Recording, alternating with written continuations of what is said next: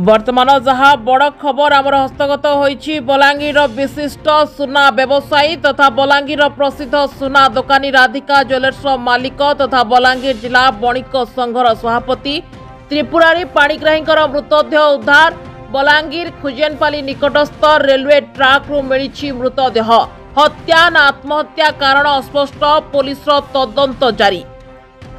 बलांगीर सोमवार सकाळु खुजेनपाली पोलो निकटरे रेलधारणा कड़ू विशिष्ट सुना व्यवसायी तथा बलांगीर जिला बणिक संघ सभापति त्रिपुरारी पाणिग्राही मृतदेह रहस्यजनक भावे जबत करा जायछि। मृत्युर कारण एजाए जनापड़ी नाही, तेबे से आत्महत्या करिसंती ना हत्या ताहा स्पष्ट होई नाही।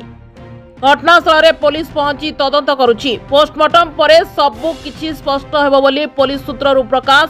एपर्यंत त्रिपुरारी परिवार सूत्ररु मध्य घटना संपर्क में किछि कुहा जाय नाही। ब्यूरो रिपोर्ट, मिर्चा न्यूज। आज देखो त्रिपुरारी पाणिग्राही बलांगीर सारा तांको दादा बोलिक डाकुतिले।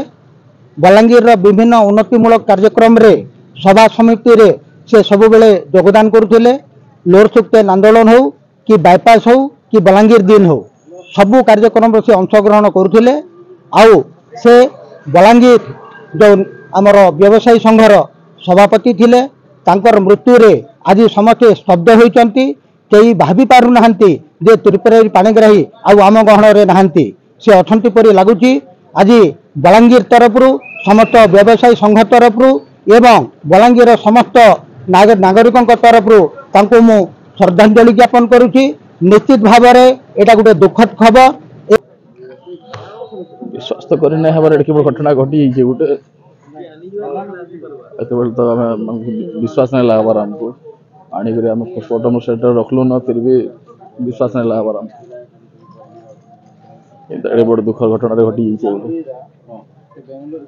वर्तमान तो आम सकाल सकाल खबर पाइलु तो विशिष्ट समाजसेवी तथा बणिक संघर सभापति थिले, से मिलापी थिले।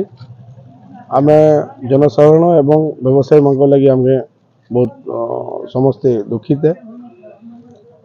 तो वर्तमान पर्यंत क्लियर नहीं जना पड़बार तली, जेहेतु पुलिस इनक्वेस्ट करुचे, पुलिस रिपोर्ट पर आम क्लियर जना पड़वा।